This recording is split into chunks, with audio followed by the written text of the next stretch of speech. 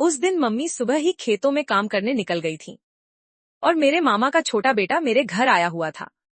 वह मुझसे पूरे 3 साल छोटा था और मुझसे दोस्ती करने की बातें कर रहा था।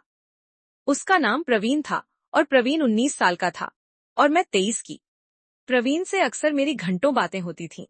प्रवीण अपने पापा के काम की पूरी लिखा पढ़ी और लेन देन करता था।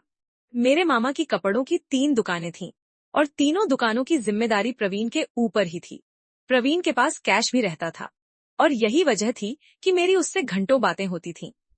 दरअसल प्रवीण मुझे जरूरत पड़ने पर ऑनलाइन पेमेंट कर दिया करता था। उसने अब तक मुझे लाखों रुपए भेजे हैं।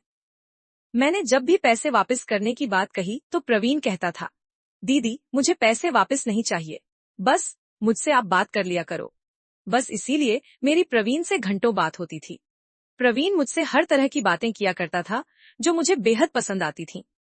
प्रवीण कहता था, दीदी अब आपसे मिलने का मन कर रहा है। मन तो मेरा भी करता था प्रवीण से मिलने का, पर मैं थोड़ी असहज हो जाती थी क्योंकि वह मेरे सगे मामा का लड़का था। खैर, अब उम्र रिश्ते थोड़ी न देखती है। प्रवीण ने आने से पहले ही बोल दिया था, दीदी मुझे आपके साथ गिल्ली डंडा वाला खेल खेलना है। मैंने भी उसे वादा किया और वह आ गया। अब गिल्ली डंडे की ही बात थी।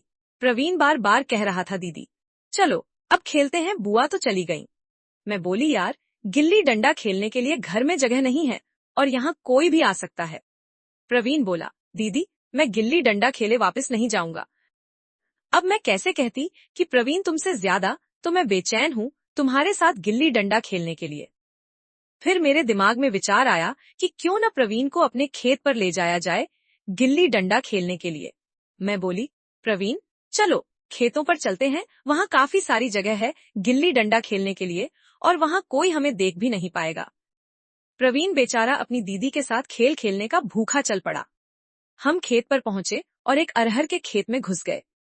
वहां हमने करीब 1.5 घंटे तक गिल्ली डंडे का खेल खेला और जब दोनों थक गए तो वापस घर आ गए।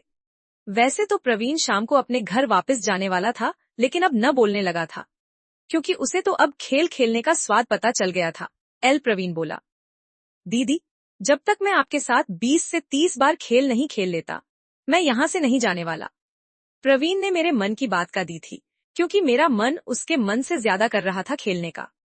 शाम को मम्मी आई, खाना हुआ, रात हुई और रात को हमने 5 बार खेल खेला।